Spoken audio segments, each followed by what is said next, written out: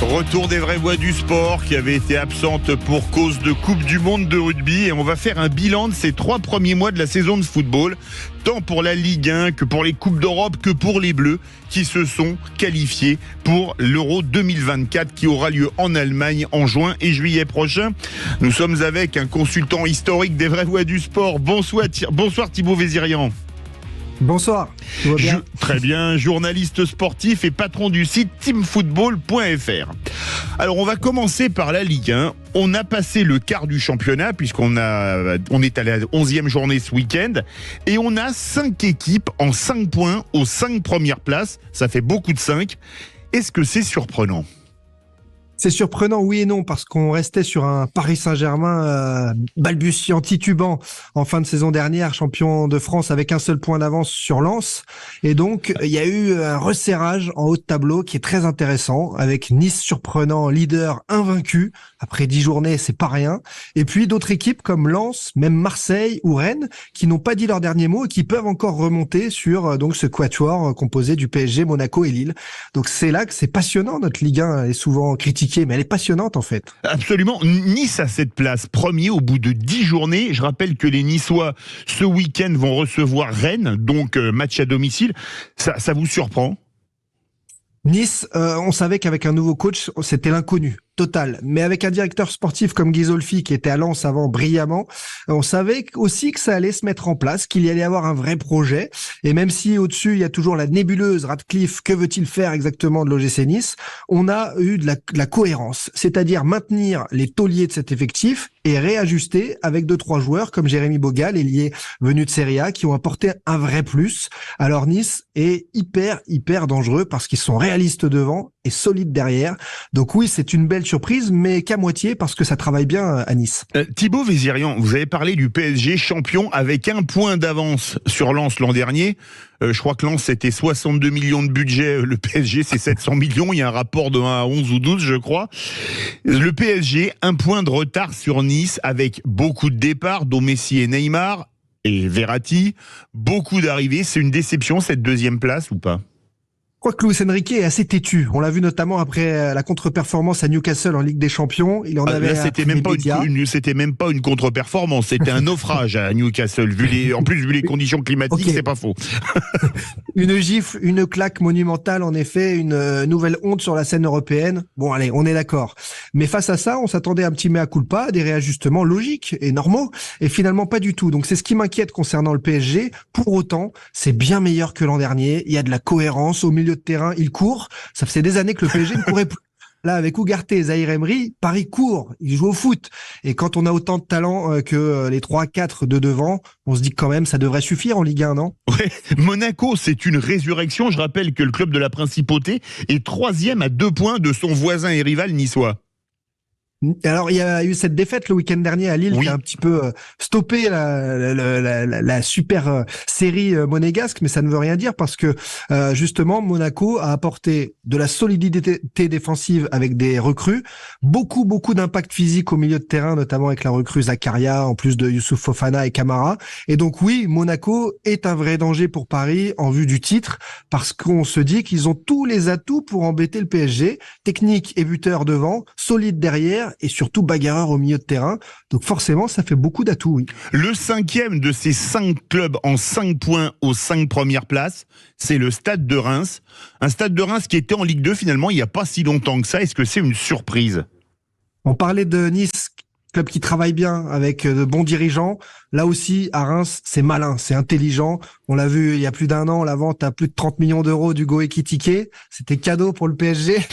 Ça n'a pas été le meilleur recrutement de l'histoire du PSG, par contre, soit dit en passant. Ça a été une fantastique vente pour le Stade de Reims. Ah oui. Et Reims a justement continué de recruter malin. J'adore Teddy Thomas, le milieu de terrain maltais numéro 8-10, capable de mettre des buts magnifiques. Il y a aussi eu ces recrues asiatiques. Et on se régale de voir jouer Reims avec cet entraîneur belge qui est toujours aussi intéressant avant et après match. L'OM et Lens dans le ventre mou, 9e et 10e. Est-ce que c'est surprenant alors que les clubs, on va parler de la Coupe d'Europe dans quelques minutes, alors que les clubs performent quand même plutôt bien en Ligue Europa pour l'OM et en Ligue des Champions pour les 100 et or? J'avais peur pour Lens, les matchs tous les 3 jours. Et en fait, c'est dès le mois d'août, avant même les matchs tous les 3 jours, que Lens a été en difficulté. Désormais, on les voit quand même bel et bien lancés, grâce aux bons résultats en Ligue des Champions. Alors, je parierais quand même sur un retour au premier plan des Lensois, vu ce qu'ils montrent en termes d'énergie, en termes d'envie, d'intensité, de tout. Ils sont au diapason de leur fabuleux coach Francaise. Et je ne vois pas Lens rester à 10e place. En revanche, l'Olympique de Marseille, les hauts et les bas font que on s'attend à tout. On s'attend à tout. On a eu un changement d'entraîneur en moins de 2 mois de championnat. Ça, c'est bien. Autre chose, est-ce qu'on n'a pas un très gros ventre mou au quart de la saison, avec 9 équipes entre Rennes à 12 points et Metz à 9 points et premier relégable. En 3 points, on va de la 8e place à la 16e place.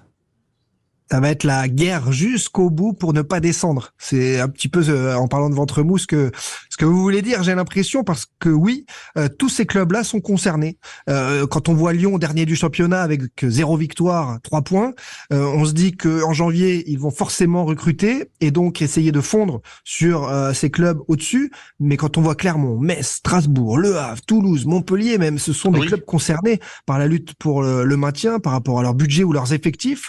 Donc oui, ce bas de tableau est en fait un ventre mou géant, comme vous dites, et ça concerne tous ces clubs-là qui vont devoir faire des séries et se protéger au plus vite, comme l'a fait Brest d'ailleurs, excellente surprise, 6e du championnat. Brest qui avait démarré très fort et qui ont déjà pris des points, et tant mieux. Des Brestois pour qui on a une pensée, ils ne pourront pas rejouer à domicile avant au moins le 15 novembre, puisqu'une partie du toit du stade a été arrachée par la tempête Kiaran. On l'a appris il y a un petit moment, enfin il y a quelques minutes. Lyon, alors là c'est quand même terrible, un des clubs historiques du foot français, le seul à avoir été champion de France 7 fois consécutivement, qui est dernier avec 0 victoire, 3 nuls, 6 défaites. C'est grave, c'est très grave. Et est-ce que ça peut remonter la pente, Thibaut Vézirian ? J'ai encore envie d'y croire, alors que les statistiques et les statisticiens nous disent le contraire. Parce que pour eux, un club 0 match gagné à 10 points, c'est désastreux. C'est eux, ils sont à 9 avec le OMOL qui n'a pas eu lieu, mais c'est catastrophique. C'est un match difficile à rejouer à Marseille, en plus avec les conditions suite aux incidents de dimanche dernier. Mais Lyon, on se dit toujours qu'avec leur budget qui reste énorme, avec un John Textor qui, faut-il le croire, je n'en sais rien, mais l'a promis, aura un mercato digne de ce nom en janvier. Ils avaient été bloqués jusque-là par la DNCG, et donc Lyon a promis de se renforcer en janvier. Est-ce que ce sera trop tard ? Je ne pense pas, parce qu'on se rend compte qu'en bas de tableau, les clubs n'avancent pas vite. Et à partir de là, en ayant quelques séries entre janvier et mai, je pense vraiment que ça pourra permettre à l'Olympique Lyonnais de se sauver. Mais en attendant, ils ont encore un mois de novembre impossible et qui va se terminer début décembre par le déplacement à nouveau face à Marseille. Donc grosso, je ne suis pas sûr qu'il termine la saison. OM Lyon, on va parler extra-sportif, c'est catastrophique au moment où on renégocie les incidents, évidemment, les droits télé. Pour la Ligue, il va falloir que les négociations traînent encore un peu, en effet, parce que là, c'est pas trop le moment au niveau de l'image pour la Ligue 1 de renégocier ses droits. C'est clair et net. Il y a un vrai problème là-dessus. Maintenant, ce OM Lyon, il y a aussi la responsabilité des pouvoirs publics, qu'on ne soit pas capable à nouveau samedi de faire venir le public lillois, qu'on ne soit pas capable d'acheminer les bus de supporters lyonnais et le club et le staff lyonnais et les joueurs jusqu'à l'Orange Vélodrome. Il y a quand même un vrai problème là. Il va falloir se mettre autour d'une table. Et il n'y a pas que le foot. Il y a aussi là les à côté et des gens qui en profitent. Je voudrais vous poser une question. C'est une info qui vient de tomber à l'instant. C'est Benoît et Aude, nos réalisateurs et standardistes, qui me l'ont dit dans le casque, tandis qu'Aurore l'avait vu aussi sur le web. Le Paris Football Club, le club de Ligue 2, a décidé de rendre gratuites les places en tribune pour l'intégralité de ses matchs de Ligue 2 masculine et de Ligue 1 féminine. Ça vous inspire quoi ? C'est génial, c'est génial. Alors je sais que le Paris FC est notamment un actionnaire solide du Bahreïn, oui. Et que peut-être que c'est ce qui peut leur permettre. Un président solide, Pierre Ferracci. Exactement, et c'est ce qui peut peut-être leur permettre d'avoir cette audace commerciale, marketing, mais la réalité c'est que ce stade de Charletti ne donne pas vraiment au public parisien l'envie d'aller au stade, qu'il y a le Parc des Princes à quelques kilomètres et que c'est quand même beaucoup plus brillant, et c'est la solution, je pense, pour charmer un nouveau public. C'est une vraie très très belle idée, on espère qu'elle fera des petits. Vous êtes bien sur Sud Radio avec Thibaut Vézirian, journaliste sportif et patron du site teamfootball.fr. football.fr. On a parlé de Ligue 1. On se retrouve dans quelques instants pour parler Ligue des Champions, Ligue Europa et équipe de France. Restez bien avec nous dans les vraies voix du sport de Sud Radio. Sud Radio, 19h-19h30, les vraies voix du sport. Les vraies voix du sport avec Thibaut Vézirian, journaliste sportif et patron du site teamfootball.fr. On a parlé de la Ligue 1, maintenant on va parler des clubs français en Coupe d'Europe et les matchs retour des phases de poule commencent à partir de mardi. En Ligue des Champions, comment est-ce que vous jugez le parcours du champion de France, le PSG, notamment l'accident industriel de Newcastle entre deux victoires contre Dortmund et le Milan AC dans une poule quand même où il y a deux anciens champions d'Europe? Dans une poule difficile, comme vous le dites, et vous avez raison, il fallait s'attendre à un couac, à une défaite, à forcément une série de victoires qui allait s'arrêter. Donc, que ça arrive à Newcastle, à Dortmund, ça ne me choque pas plus que ça. C'est l'amplitude de la défaite du PSG 4-1 qui m'a le plus étonné et le fait que Paris n'ait pas eu du tout les armes pour lutter face à Newcastle ce soir-là. Mais derrière, Paris a su remettre les pendules à l'heure, être nettement supérieur face à Milan. Et on a vu aussi que Dortmund avait été capable de gagner à Newcastle, oui, alors que Paris avait disposé de Dortmund. Donc Paris, à ce jour et avant d'aller à Milan, est premier de ce groupe. On peut dire qu'à mi-parcours, le travail est plutôt fait. Je ne m'attendais pas à 6 victoires. Pour l'instant, ils font le job et il me semble un petit peu supérieur aux autres équipes. Et ils vont passer ? Ils vont passer, je le crois vraiment par rapport à ce que j'ai vu sur les 3 premiers matchs. Lens, bonne surprise, qui bat Arsenal après avoir amené un nul de Séville et concédé un nul à domicile contre le PSV Eindhoven. C'est une bonne surprise, Lens, parce que eux aussi, ils ont un groupe avec plusieurs anciens champions d'Europe, que ce soit Ligue Europa ou Ligue des Champions. Là, c'est exceptionnel. J'ai les cœurs dans les yeux quand je vois ce parcours lensois. J'ai envie de vous dire que c'est l'équipe la plus inexpérimentée de Ligue des Champions et qu'après avoir battu Arsenal à domicile, mais rien ne peut leur arriver. Alors oui, ce sera très dur à l'Emirates Stadium, à Londres face à Arsenal. Oui, au Philips les 3 prochains matchs la semaine prochaine. Voilà, ce sera très compliqué, mais Lens, je le disais avant la compétition, devait viser cette 3e place et aujourd'hui, ils sont en bonne passe pour aller prendre une place qualificative parmi les 2 premières, donc pour les 8e. Donc oui, Lens, c'est l'éternel miracle, parce que là, c'est le petit poussé, et sans expérience, je le disais, et qui nous produit toujours autant de magie à chacune des rencontres à Bollaert, et même à l'extérieur. Donc chapeau bas à eux de continuer tout ça. Ils vont passer, les 100 et or ? Ah, là, on peut que y croire, désormais, après 3 matchs. Au moins la Ligue Europa.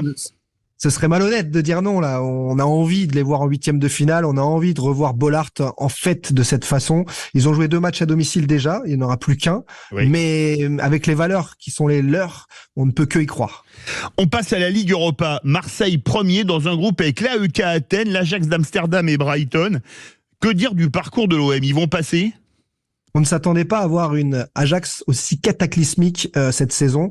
Donc, au moment du tirage au sort, l'OM avait plutôt peur. Et finalement, oui, j'ai envie de vous dire, je ne vois pas pourquoi l'OM ne passerait pas dans ce groupe d'Europa League. L'OM a su franchir certaines étapes, battre l'AEK Athènes. Tout le monde bat tout le monde dans ce groupe. Il ne reste qu'un match à domicile face à l'Ajax pour l'OM dans cette poule. 2 matchs à l'extérieur. Mais oui, l'OM est complètement équipé, staffé, pour franchir cette phase de poule d'Europa League, et dire le contraire, franchement, non, on doit être absolument ambitieux là-dessus. Et il y a du côté du Sud-Ouest le TFC redevenant dans la Coupe d'Europe après avoir gagné la Coupe de France. 2e ex-aequo, parce qu'ils ont pris une grosse rouste à Liverpool où leurs supporters ont vraiment fait honneur au foot français. Est-ce que le TFC peut passer face à Liverpool, l'Union Saint-Gilloise, donc club belge, et le Linz ASK, club autrichien? J'en attendais pas des folies du TFC cette saison sur la scène européenne. La défaite à Liverpool est totalement logique. Et à partir de là, à partir du moment où, voilà. Bon, à partir du moment où on se dit qu'il y aura 0 point aller-retour face à Liverpool, parce que c'est comme ça, et un monde d'écart, plusieurs même, Toulouse a réussi, a fait ce qu'il fallait faire sur les 2 autres matchs lors de ce début de cette première partie de phase de poule.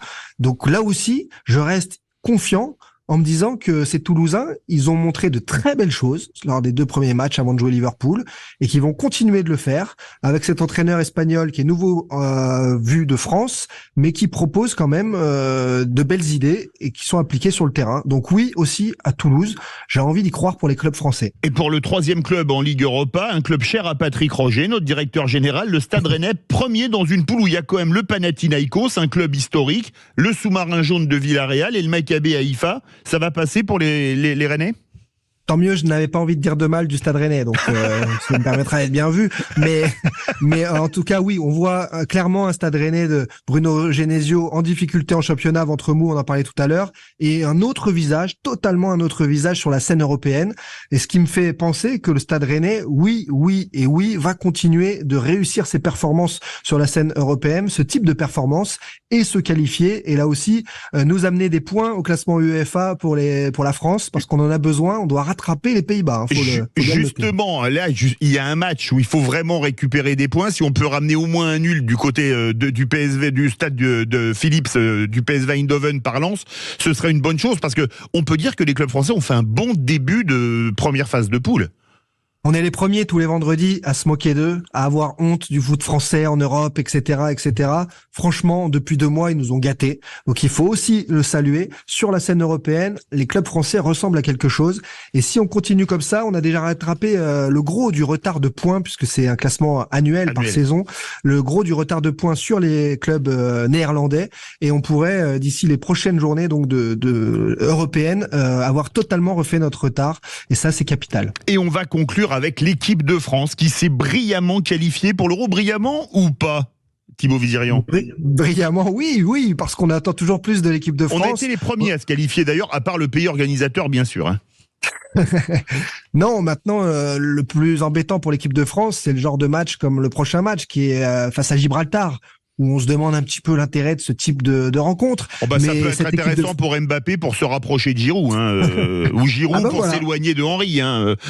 Vous nous avez trouvé une raison de regarder, c'est parfait. Mais non, concernant l'équipe de France, ils ont franchement été sérieux, ils ont franchement fait le boulot. On a pu voir aussi d'autres joueurs venir et montrer de belles choses, comme Jonathan Klaus sur la dernière trêve internationale. Donc ça reste plutôt ultra positif et Didier Deschamps a toujours la main. Et est-ce qu'elle fait partie des favoris, cette équipe de France, déjà pour l'Euro? Le sélectionneur allemand a dit que le grand favori c'était la France pour le prochain Euro, alors qu'ils jouent chez eux. Ça fait toujours du bien d'entendre les Allemands dire ça. J'arrive pas à le contredire. On n'a pas le jeu le plus chatoyant, le plus sympathique, ok, mais on a les individualités les plus fortes quasiment sur toutes les lignes. Vous avez le milieu de terrain composé quasiment entier du Real Madrid. Vous avez un des 2-3 meilleurs joueurs du monde si on suit le Ballon d'Or, Kylian Mbappé. Vous avez d'autres attaquants titulaires dans tous les grands clubs européens. Je parle d'Olivier Giroud, je parle d'autres attaquants de Kingsley Coman, etc., etc. Donc, je ne vois pas sur quel poste on peut être pris en défaut, mais ça c'est individuel. Il va falloir la jouer collectif. Les autres qualifiés, outre l'Allemagne, la Belgique, le Portugal, l'Espagne, l'Écosse, la Turquie, l'Autriche, l'Angleterre, tous les grands favoris sont là, sauf il y en a un quand même qui est en danger, c'est l'Italie. Tenant du titre. Ça devient habituel. Pour ceux qui suivent le foot depuis 10-12 ans, ça devient habituel. Ils n'ont jamais raté 2 Coupes du Monde consécutivement et ça vient d'arriver.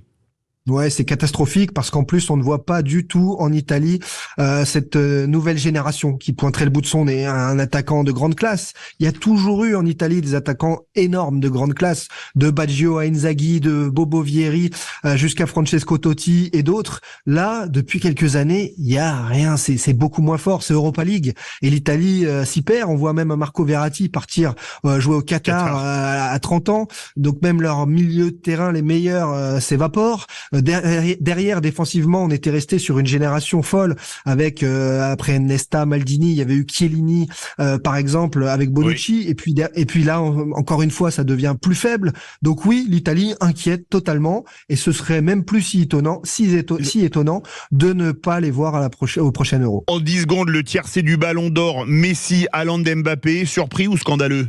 En 15 secondes. Scandaleux, c'était dans le désordre, je pense. Ça aurait été quoi pour vous le bon ordre? Erling Haaland ne pouvait rien faire de plus qu'est-ce qu'il a fait pour le gagner. Donc pour moi, cet homme-là est le vrai ballon d'or de la saison. Oh bah comme on est d'accord. Merci beaucoup. Merci beaucoup Thibaut Vézirian, journaliste sportif et patron du site tittfootball.fr. Toujours un plaisir de vous avoir visité ce site de football qui est excellent.